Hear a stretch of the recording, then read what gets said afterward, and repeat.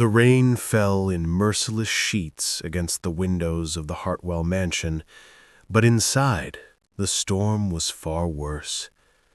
Lillian Hartwell stood in the marble foyer, her hospital gown barely hidden beneath a thin cardigan, clutching two tiny bundles against her chest.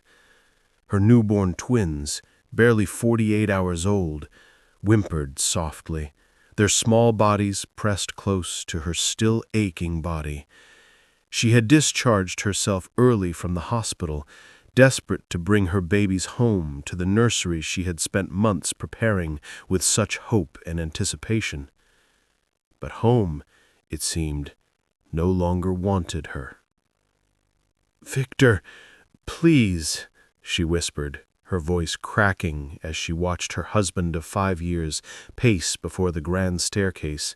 His Italian leather shoes clicked against the marble with each agitated step.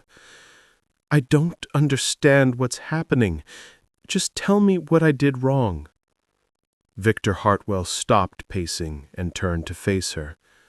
He was still handsome, devastatingly so, with his tailored charcoal suit and silver cufflinks catching the chandelier's light. His dark hair was perfectly styled, his jaw sharp enough to cut glass. But there was no warmth left in his face. The man who had held her hand through their wedding vows, who had cried tears of joy when she told him she was pregnant with twins, had vanished entirely. In his place stood a stranger wearing her husband's face. Only disgust remained in his cold blue eyes. "What you did wrong," he laughed bitterly, the sound echoing off the vaulted ceilings. "You lied to me, Lillian, for years. Our entire marriage has been built on your deception." "Lied about what?" Tears streamed down her cheeks, mixing with the rain that still clung to her hair. She had taken a taxi from the hospital because no one had answered her calls. No one had come to pick her up. She should have known then that something was terribly wrong. The click of heels on marble announced another presence. Victor's mother, Helena, descended the staircase like a queen surveying a peasant who had dared enter her throne room. Her silk robe billowed behind her, and her silver hair was pulled back in an elegant chignon. In her manicured hand she held a manila envelope, thick with documents. "About who you really are," Helena said smoothly, her voice dripping with aristocratic contempt. She tossed the envelope at Lillian's feet with deliberate cruelty. Photographs spilled across the marble floor, images of a run-down apartment building with graffiti on the walls, a woman who looked like an older version of Lillian standing in a welfare line, documents with the name Lillian Moore printed across them in official typeface. "You told my son you came from the Charleston Moors, old money, respectable lineage, a family with heritage." Helena's lip curled in undisguised revulsion. "But you're nothing but trailer trash who clawed her way into our family through lies and manipulation, a gold digger of the worst kind." Lillian's heart stopped. The photographs stared up at her from the floor, her past laid bare in glossy color. She looked at Victor, searching desperately for the man who held her hand during their wedding vows, who promised to love her through everything, who cried when she told him she was pregnant with twins. "Victor, I'd never claimed to be from the Charleston Moors. You assumed, your mother assumed, and I was afraid that if you knew the truth about my background, you wouldn't..." "Wouldn't what? Marry you?" Victor's voice was ice, sharp and cutting. "You're absolutely right. I wouldn't have. The Hartwells don't marry nobodies, Lillian.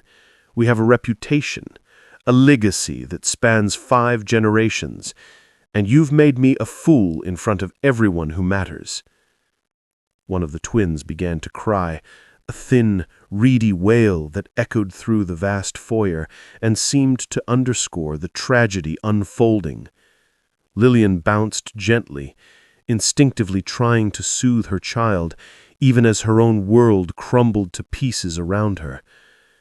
"These are your children," she pleaded, her voice breaking. "Whatever you think of me, they're innocent. They carry your blood. They're Hartwells, Victor. Look at them." Something flickered in Victor's eyes. Doubt, perhaps, or a shadow of the love they once shared. His gaze dropped to the tiny faces peeking out from their blankets, and for one breathless moment, Lillian thought she saw him waver. But Helena stepped forward, placing a possessive hand on his son's arm, her long fingers curling like talons. "Are they?" Helena asked sweetly, her voice poison-wrapped in silk. "How do we know they're even Victor's? A woman who lies about her entire identity, who fabricates her family history, who deceives her way into a wealthy family. Who knows what else she's capable of? Perhaps she has other men. Perhaps these children belong to someone from her own class." The accusation hit her like a physical blow. She staggered backward, clutching her babies tighter against her chest as if she could shield them from the ugliness of this moment. "How dare you?" she breathed, her voice trembling with fury and heartbreak. "I have never been unfaithful. Never. Not once in 5 years of marriage. Victor, you know me. You know me. We built a life together. We planned for these children together." But Victor wouldn't meet her eyes. His mother had spent weeks poisoning his mind while she was on bed rest with pregnancy complications, while she was in labor for 18 agonizing hours, while she was recovering from a difficult birth that had nearly killed her. The seeds of doubt had been planted deep, watered with Helena's careful manipulations until they had grown into an impenetrable wall between husband and wife. "Gerald will drive you to a hotel," Victor said flatly, his voice devoid of any emotion. "You'll receive divorce papers within the week. I'll provide a modest settlement, enough to start over somewhere far from here. But you will not contact me, you will not use the Hartwell name, and you will not attempt to claim any part of my family's fortune. Any violation of these terms will result in legal action." "And the children?" Lillian's voice was barely a whisper. "Your children?" Victor finally looked at her, and what he saw in his eyes broke something fundamental inside her soul. There was no love there, no conflict, no pain, only cold, calculated dismissal. "I don't want them," he said. "They're yours. Take them and go."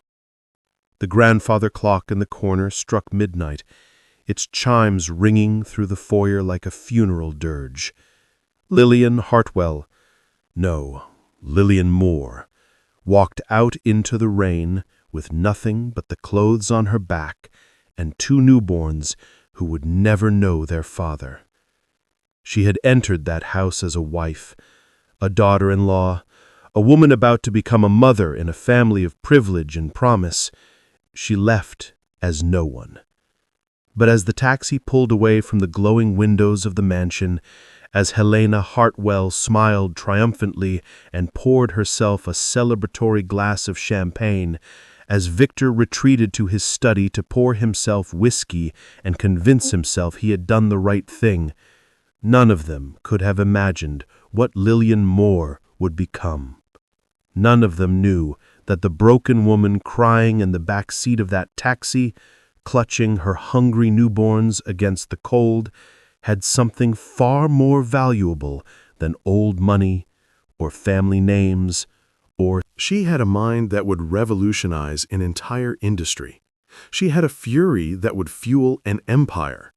And in exactly 8 years, She would return, not to beg for forgiveness, not to plead for reconciliation, but to watch the Hartwells realize the catastrophic mistake they had made on this cold, rainy night. Have you ever been underestimated by someone who should have believed in you?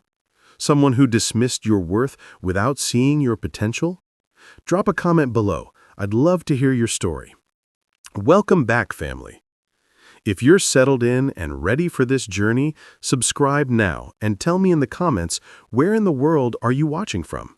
Because tomorrow I've got another incredible story waiting for you. Trust me, you don't want to miss what's coming. Now let's begin. The first 3 months were the darkest of Lillian's life. The modest settlement Victor provided, $50,000, a pittance by Hartwell standards, barely covered 2 months of rent in a cramped studio apartment on the wrong side of the city. The walls were thin enough to hear every argument from the neighbors. The radiator clanked through the night, and the single window looked out onto a brick wall. Lillian slept in 2-hour increments between feedings, her body still healing from childbirth, her heart shattered beyond recognition. She learned to function on coffee and determination, to shower in 3 minutes while the twins slept, to eat cold meals standing over the kitchen sink because sitting down felt like giving up. Her twins, Emma and Noah, became her reason to breathe. She named them herself, without the input of a father who had discarded them like yesterday's newspaper. Emma, meaning whole and complete, a reminder that her daughter would never need anyone else to make her worthy. Noah, meaning rest and comfort, a prayer that her son would find peace in a world that had shown his mother so little.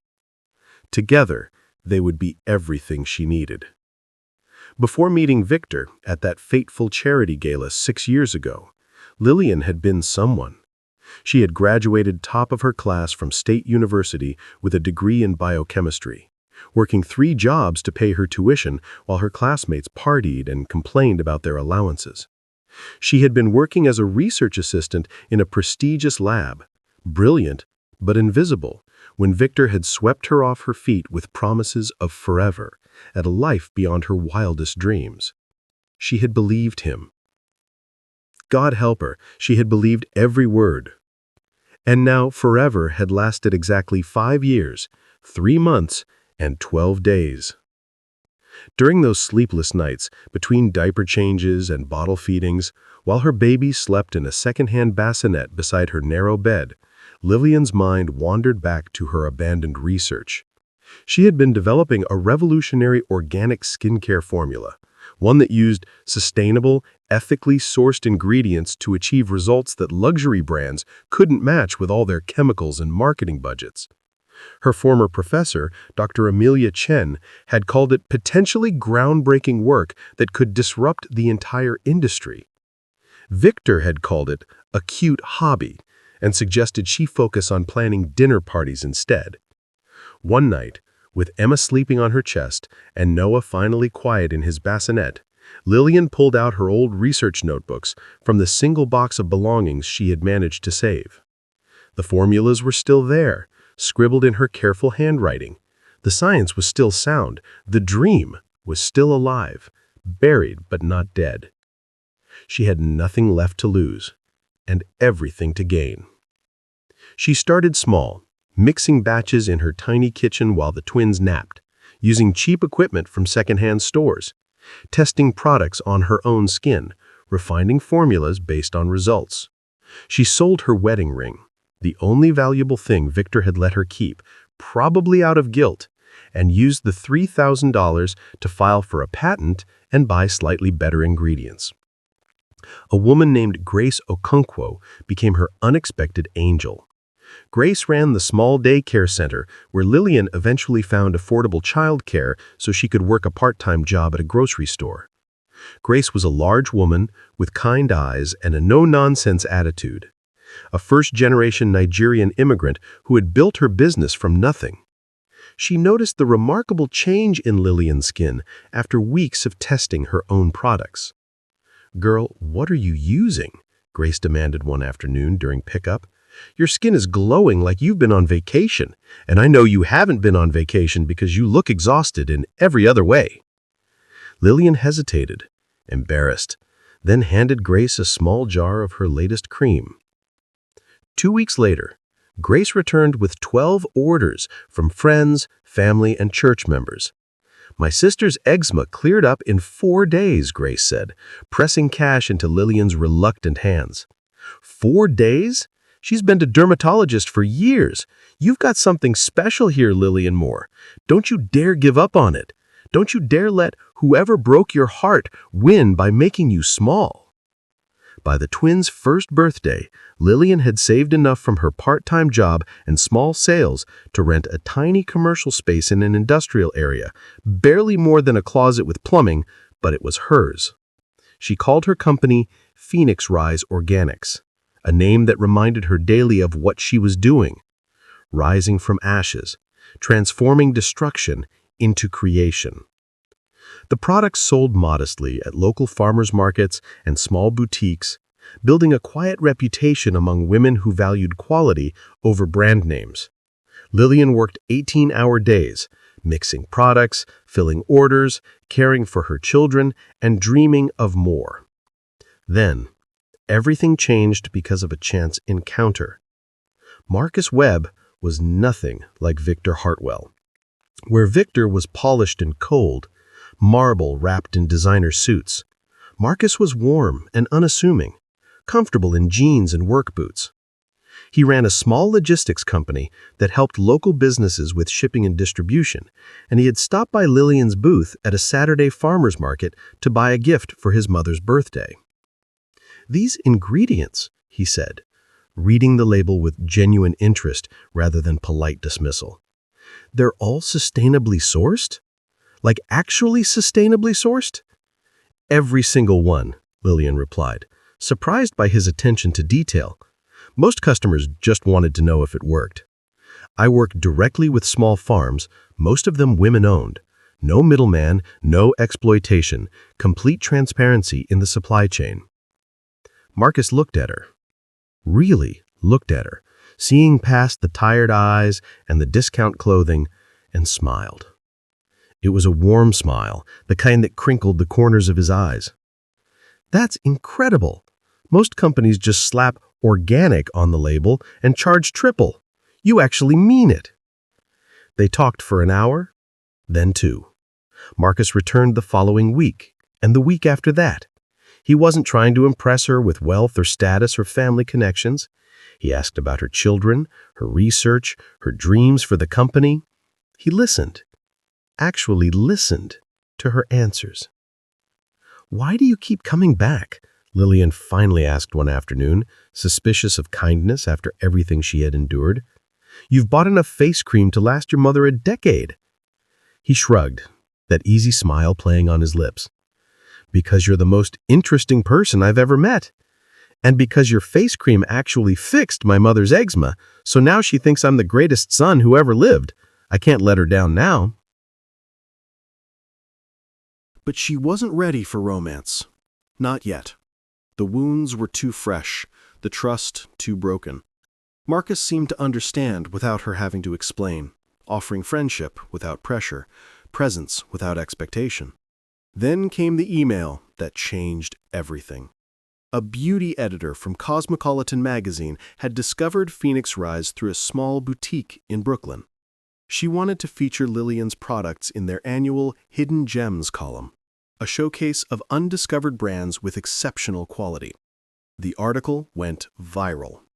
Within 72 hours, Lillian's simple website crashed from traffic. Orders poured in faster than she could fulfill them, her inbox overflowing with requests. Her phone rang constantly with inquiries from investors, retailers, and distributors who wanted a piece of the phenomenon. She sat on her kitchen floor that night, surrounded by order forms and shipping labels and chaos, and cried. But this time, the tears were different. They weren't tears of despair or heartbreak or exhaustion. They were tears of possibility.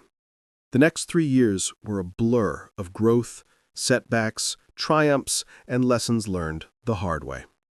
Lillian turned down predatory investors who wanted controlling stakes in her company, recognizing the patterns of manipulation she had learned to identify too late with Victor. She maintained her commitment to sustainability, even when it meant slower expansion, even when accountants told her she could double profits by cutting corners. She hired single mothers, formerly incarcerated women, immigrants struggling with language barriers, and others society had overlooked and dismissed. Phoenix Rise wasn't just a company. It was a statement. It was proof that success didn't require exploitation, that business could be both profitable and principled. Marcus remained a constant presence through it all, helping with logistics when her shipping systems overwhelmed her, offering business advice from his years of experience, making her twins laugh with terrible dad jokes that somehow always worked. Emma and Noah adored him, calling him Mr. Marcus and fighting over who got to sit next to him at dinner. Slowly, Lillian found her walls crumbling. "You don't have to protect yourself from everyone," Marcus told her one evening, after the children were asleep and they sat together on her small balcony watching the city lights. "Some people actually want to see you win, Lillian. Some people aren't looking for ways to hurt you. The last person who said they loved me threw me out with his garbage. He looked at his own newborn children and said he didn't want them." Marcus took her hand gently. "I'm not him. I will never be him. And I'm not going anywhere, whether we're friends or something more. That's your choice. But I need you to know. I see you. All of you. And I think you're extraordinary." Their first kiss happened on the twins' 4th birthday, surrounded by balloons and cake crumbs and children's laughter. It felt like coming home to a place she had never known existed. But success attracted enemies. Helena Hartwell, despite her age and her fading social influence, had been watching from the shadows. The Hartwell family's luxury cosmetics brand, Hartwell Beauty, had been struggling for years, bleeding market share to younger, more innovative companies. Their products were overpriced and outdated, their marketing stale, their reputation coasting on a name that meant less with each passing year. When Helena discovered through society gossip that her former daughter-in-law was behind the explosive success of Phoenix Rise, her rage was incandescent. "That woman is making a fool of us," she hissed at Victor during a tense board meeting in the Hartwell Beauty headquarters. "Using everything she learned from our family to build a competing empire. It's humiliating." Victor, who had remarried a vapid societal named Portia and grown comfortable in his mediocrity, barely looked up from his phone. His second marriage was already showing cracks, and he had discovered that wealth without purpose was its own kind of prison. "She's not our problem anymore, Mother. Let it go." "She's everyone's problem. Her company is valued at nearly $50 million. $50 million. That should be our money. Those should be our customers." Helena launched a quiet campaign to destroy Lillian, spreading rumors about product safety at industry events, pressuring retailers to drop Phoenix Rise with threats of losing Hartwell Beauty accounts, even hiring a private investigator to dig up dirt on Lillian's past and present. But Lillian had no skeletons in her closet, only scars that had made her stronger. What would you do if the people who hurt you most suddenly needed your help? If you held power over those who once held power over you? Think about it and tell me in the comments. On the twins' 6th birthday, as Lillian was putting the final touches on their dinosaur-themed cake, she received an unexpected phone call. "Mrs. Moore, this is Patricia Hendricks from City General Hospital. I'm calling about an emergency contact situation." For one horrifying moment, Lillian's heart stopped. Her eyes darted to Emma and Noah, who were right beside her, arguing about which dinosaur was better. They were safe. They were here. "It's regarding a Victor Hartwell," the woman continued. "He listed you as an emergency contact. Apparently it was never updated in our system after your divorce. He's been in a serious car accident, and we can't reach his current wife. We found your number in his old medical records." Lillian should have hung up. She owed Victor nothing, less than nothing. But something made her pause. Will he survive? He's in critical condition but stable for now, multiple fractures, internal injuries. There's also a child, a boy, age 4, Oliver Hartwell. He was in the car. He's physically stable but extremely traumatized, and we can't reach any family members. Mrs. Hartwell isn't answering, and the grandmother is apparently in a care facility. A child. Victor had another son, a half-brother to Emma and Noah who didn't even know they existed. Against every instinct screaming at her to walk away, to let the Hartwells deal with their own problems for once, Lillian drove to the hospital. She told herself it was for the innocent child, not for the man who had destroyed her. What she found shattered her expectations. Victor lay broken in a hospital bed, tubes and monitors surrounding him, his once handsome face bruised and swollen beyond recognition. And in the waiting room, clutching a stuffed elephant with tears streaming down his face, sat a small, terrified boy with Victor's eyes and Lillian's own children's cheekbones. Oliver Hartwell, her children's half-brother. Portia Hartwell, it emerged over the following days, had left Victor 2 years ago, taking a generous settlement and wanting nothing to do with their son, whom she had always viewed as an inconvenience to her social calendar. Helena had suffered a stroke 6 months prior and was in a long-term care facility, her mind sharp but her body failing, her fortune depleted by years of bad investments, legal battles, and desperate attempts to maintain appearances. The Hartwell empire had crumbled to dust. And the man who had thrown Lillian into the streets with nothing now had no one. Victor's eyes fluttered open 3 days after the accident as Lillian sat in the chair beside his bed, having spent hours there while Oliver slept in the pediatric ward upstairs. Lillian. His voice was a ragged whisper, disbelief and confusion evident even through the pain. Why are you here?" She didn't answer immediately. Instead, she looked at the broken man before her and felt something unexpected rising in her chest.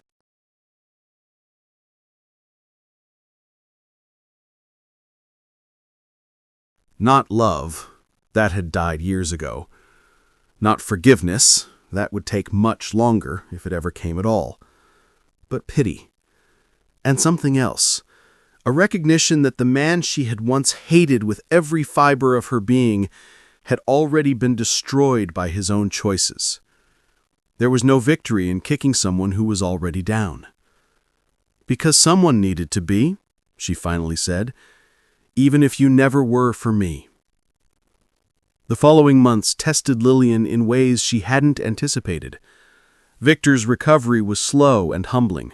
His injuries left him unable to work for months, and the medical bills quickly devoured what remained of his savings. The Hartwell Beauty Company, already struggling, collapsed entirely under the weight of debt and mismanagement.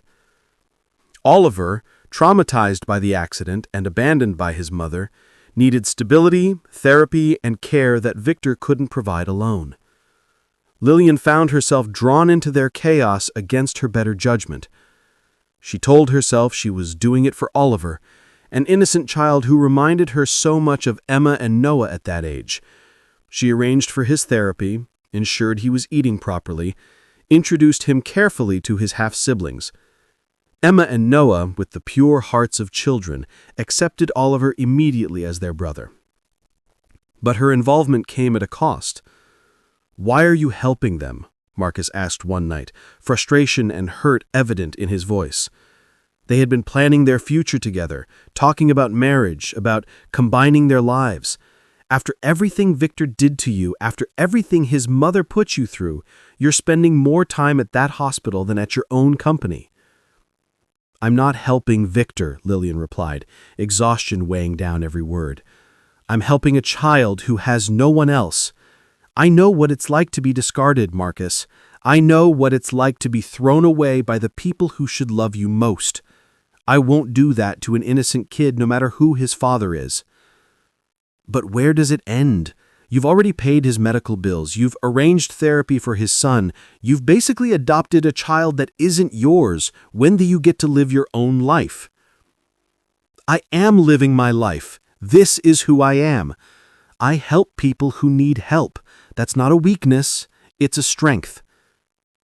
But the tension between them grew.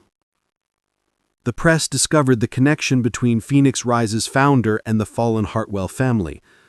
Gossip magazines ran stories with headlines like "Billionaire's ex saves man who threw her away" and "Reconciliation or Revenge." Rumors spread that Lillian was reconciling with her ex-husband, that she had always loved him, that the divorce was a misunderstanding. Investors grew nervous about the negative publicity. Sales dipped for the first time in years. Board members questioned her judgment. Marcus, overwhelmed by the complications and the constant presence of her past in their present, pulled away. Their conversations became shorter, their time together less frequent, until one night he finally said the words she had been dreading. "I love you, Lillian. I have loved you since the first day I met you at that farmer's market, but I can't compete with your past."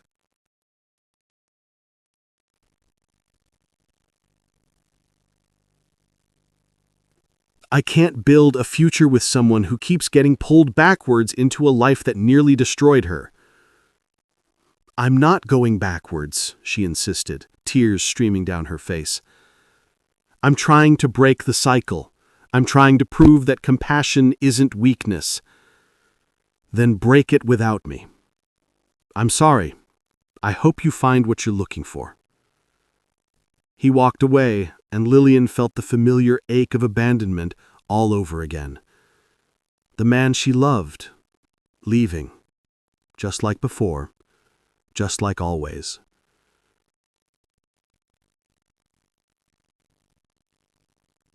Meanwhile, Helena Hartwell, even from her care facility, continued her sabotage with the last weapons she had left. She contacted journalists with fabricated stories, claiming Lillian had stolen Hartwell family trade secrets to build her company, that Phoenix Rise was founded on theft and betrayal. The accusations were baseless. Lillian's formulas were entirely her own, developed years before she ever met Victor. But they required legal responses, expensive legal responses, that drained resources and energy. For the first time since her rise began, Lillian felt the ground shifting beneath her feet. Emma and Noah, now 7 years old, had inherited their mother's perceptive nature and kind hearts.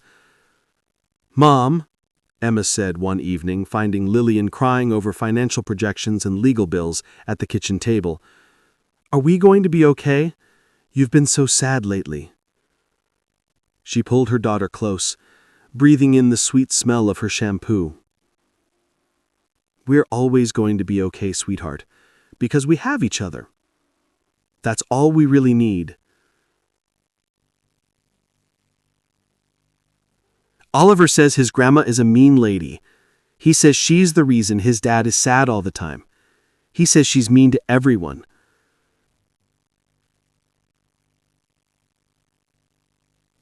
"Oliver says he's glad we're his family now. He says he never had a real family before." Lillian looked at her children, these beautiful, resilient, compassionate souls who had never known their father's rejection because she had protected them from that poison. She felt something crystallize inside her, a clarity she had been missing. She had spent years building an empire to prove she was worthy, to show Victor and Helena and everyone who had ever dismissed her that they were wrong about her. But she had already been worthy. She had always been worthy. The Hartwells' rejection had never diminished her value, it had only revealed theirs. She didn't need revenge, she didn't need validation. She needed freedom. The next morning, Lillian made 2 decisions that would change everything. First, she visited Helena Hartwell. The once prominent society queen sat shrunken in a wheelchair by the window of her care facility room, her eyes still blazing with impotent fury as Lillian entered. The room was pleasant enough, but a far cry from the mansion she had once ruled. "Come to gloat?" she spat, her voice weaker but her venom undimmed. "To show off how far you've risen while I rot in this place?"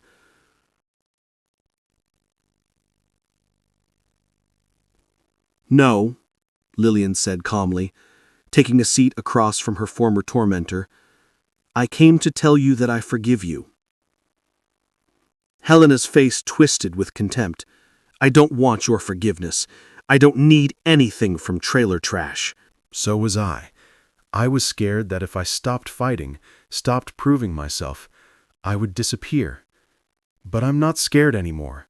I know who I am now, and I want to build something new. With you. Phoenix Rise's 8th anniversary coincided with the most important moment of Lillian's career. A major international beauty conglomerate had approached her with an acquisition offer that made headlines around the world. $200 million for the company she had built from a kitchen counter and a broken heart.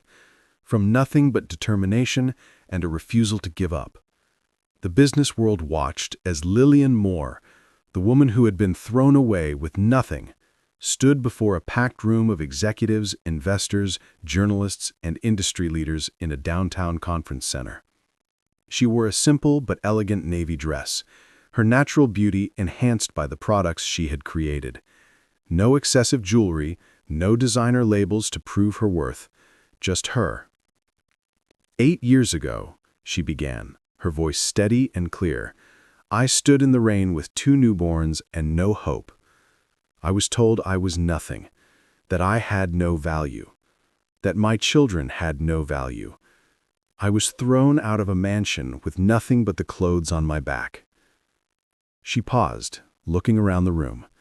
She found Marcus's proud smile in the crowd, her twins' excited faces pressed against the glass of the viewing area, and even Victor, now walking with a cane, standing quietly in the back with Oliver beside him.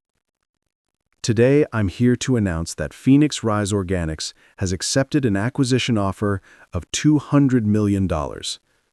Gasps rippled through the crowd. Cameras flashed. But, she continued, holding up her hand, the acquisition comes with conditions that I insisted upon and that our acquiring partners have graciously accepted. Phoenix Rise will maintain its commitment to sustainability, to ethical sourcing, and to employing those society overlooks. We will continue to invest in women-owned farms, in rehabilitation programs, in second chances, because this company was never just about skincare. Her voice strengthened. It was about proving that worth isn't determined by where you come from, by your family name, by how much money your parents had. It's determined by what you do with what you have, by how you treat people, by whether you lift others up or tear them down. Applause erupted, but Lillian wasn't finished. I also want to acknowledge someone who taught me, in the hardest possible way, that I didn't need anyone's validation to succeed. The room fell silent. Victor, I know you're here. Every head turned toward the back of the room. Victor looked stricken, leaning heavily on his cane, his face a mask of complex emotions. I don't hate you anymore. I did, for a long time. The hatred kept me warm on cold nights and fueled me through impossible days. But hatred is exhausting, and I had children to raise, and a company to build, and a life to live. So I let it go. Not for you, for me. I took a breath. I hope you find peace, Victor. I hope Oliver grows up knowing he's loved, and he will, because Emma and Noah have already claimed him as their brother. And I hope you understand now that the worth you dismissed 8 years ago was never yours to measure in the first place. She turned back to the cameras, to the audience, to the world watching. To everyone out there who's ever been told they're not enough, by a partner, a parent, a boss, a society that profits from your insecurity, you are enough. You always have been. Build your empire. Rise from your ashes, and never ever let anyone else define your value. The standing ovation lasted 3 full minutes. 1 year later, Lillian stood on the wraparound porch of her new home, a beautiful farmhouse with enough land for the twins to run free, a garden where she still grew ingredients for her personal skincare rituals, and a guest house where Victor and Oliver stayed during their weekend visits. It had taken time, but they had found a new equilibrium. Victor would never be the man she had loved. That man perhaps never truly existed. But he was trying to be a better father to Oliver, and he had made peace with seeing his firstborn children thrive without him. Emma and Noah called him Victor, rather than Dad, and he had accepted that he had forfeited the right to anything more. Marcus wrapped his arms around Lillian from behind as the sunset painted the sky in shades of gold and pink. They had married 6 months ago in a small ceremony on this very porch, surrounded by Grace, Dr. Chen, and the chosen family Lillian had built over years of struggle and triumph. "Any regrets?" he murmured into her hair. Lillian considered the question seriously, watching Emma and Noah chase fireflies across the lawn while Oliver tried to keep up on his shorter legs. She thought of the rain-soaked night 8 years ago when she had been cast out with nothing, the cramped apartment with the clanking radiator, the endless sleepless nights with 2 crying infants. She thought of Helena's cruelty and Victor's cowardice and the years of struggle that had followed.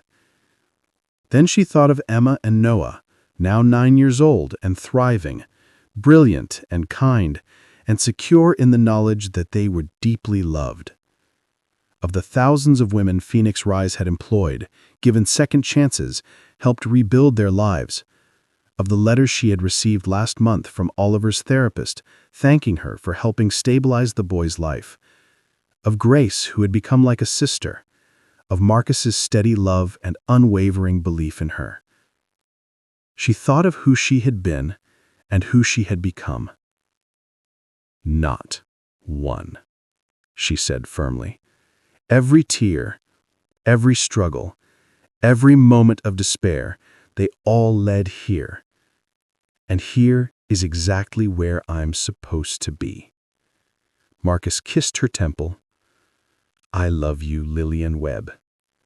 She smiled at her new name, a name she had chosen, not been assigned. "I love you too." Below, Emma caught a firefly and ran toward the porch, her face glowing with excitement. "Mom! Mom! Look!" Lillian knelt down to see the tiny light blinking in her daughter's cupped hands.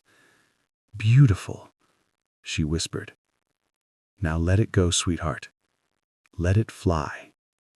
Emma opened her hands, and the firefly rose into the darkening sky, its light joining dozens of others dancing across the meadow. Lillian Moore, Lillian Webb, had been thrown away like she was worthless, discarded by people who saw only her origins, never her potential. And she had responded by becoming priceless.